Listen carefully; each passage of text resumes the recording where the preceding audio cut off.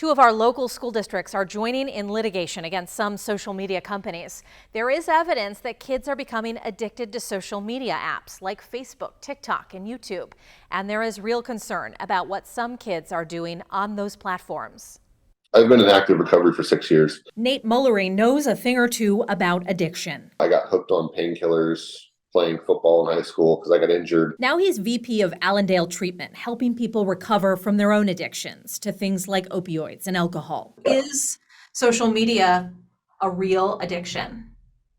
It is. Social media absolutely has its own addictive properties. For Mullery, that's not even the scariest part about social media and adolescence. His concern is what some kids are doing on apps like Snapchat. So Snapchat is really one of the kind of at the forefront of the dealing of these drugs. Do you think social media companies like Snapchat are doing enough? I definitely think there's a case to be made that Snapchat has some, I do think they're liable to some degree. Snapchat says it is working to protect its community. But Mullery says if parents, communities, and the government want to get to the root of the problem, they have to address youth mental health. Everyone's on fire right now. It's something schools are actively trying to do. Right now, we really are in the space that we are seeing an increased number of kids coming in with anxiety and depression and just overall mental unwellness. And so we are trying to put the fire out. We are trying to provide services to them and, increase access to therapeutic services and things like that. It's been a challenge to back it up and do the prevention. But school districts also want social media companies to take responsibility for their role in the mental health of its youngest users.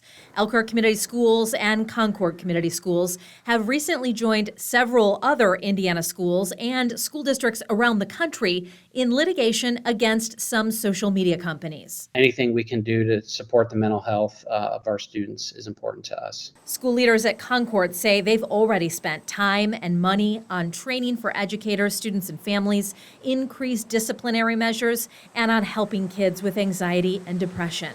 The law firm representing the schools says children are becoming addicted to social media, resulting in mental and physical harms, and that schools are having to divert educational resources to crack down on the mental health crisis. This is a forever problem. I think we have a generation growing up right now, I think our social media companies have not been responsible in their role in all this, and that's why we've joined the suit. The schools may have a recent U.S. Surgeon General's advisory on their side. The advisory on social media and youth mental health acknowledges that social media has both positive and negative impacts.